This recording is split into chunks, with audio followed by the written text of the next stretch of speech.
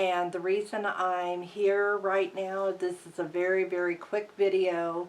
Wanted to let you know that I did some more research on marbled rye, and what I found out from King Arthur Flour website is that when they make the marbled rye, they use black cocoa, or very, very dark, the darkest cocoa you can get.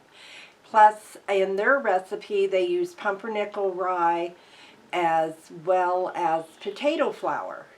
So when I get a hold of those two items, and along with the rye flour I have, I will do another video, and hopefully my marbled rye will come out like marbled rye.